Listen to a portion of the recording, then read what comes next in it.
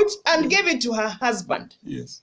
To share in that fruit. But also, I don't know what was up with Adam, because how is it that I feel sad that he never questioned his wife.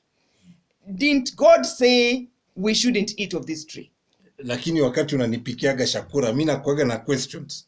Si ukishaniletea chakula nakula tu. Yeah, and that is very important, guys. I'm looking for Genesis 3.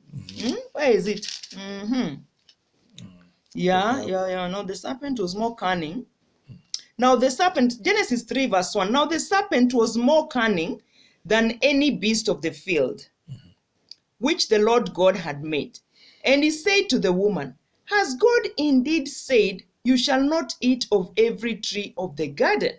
He said to the woman. And the woman said to the serpent, we may eat the fruit of the trees of the garden, but of the fruit of the tree which is in the midst of the garden, God has said, you shall not eat it. Excuse me. God has said, you shall not eat it, nor shall you touch it, lest you die. Then the serpent said to the woman, you will not surely die. For God knows that in the day you eat of it, your eyes will be opened, and you will be like God, knowing good and evil. So when the woman saw, that's verse 6, when the woman saw that the tree was good for food, that it was pleasant to the eyes. Sorry.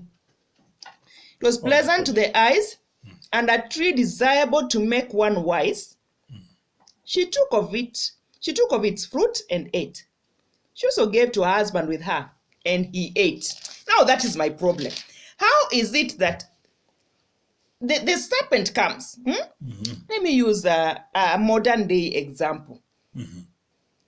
I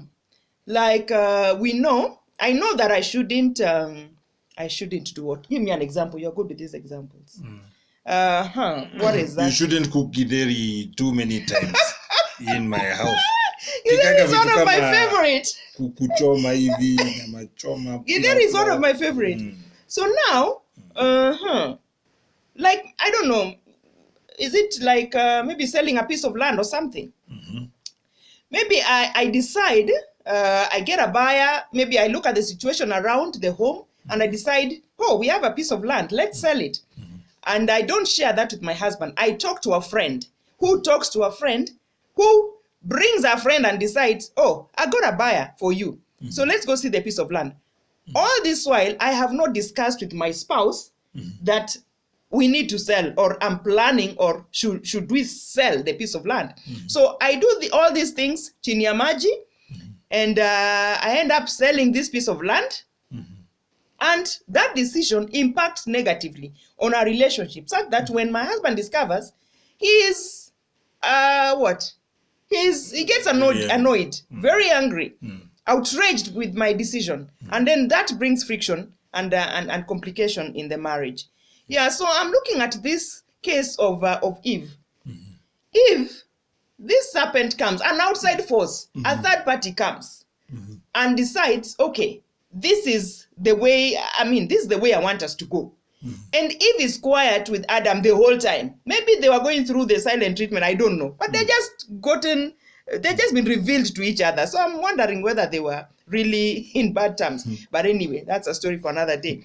So Eve did not involve the husband in this communication. And that is a mistake that most couples do. There are some very vital decisions that you need to make, the both of you. When you leave your spouse out, it usually, most of the time, it doesn't end up well. So it's important that on those very important decisions, very serious decisions, it's important to bring in. And also just keeping the communication channels open. So that even in the small things, at times, it's even good to ask, so what do you feel like eating? Like he's saying, I love githeri. And it doesn't, him and my children, they don't like githeri. Me, I can eat githeri every day.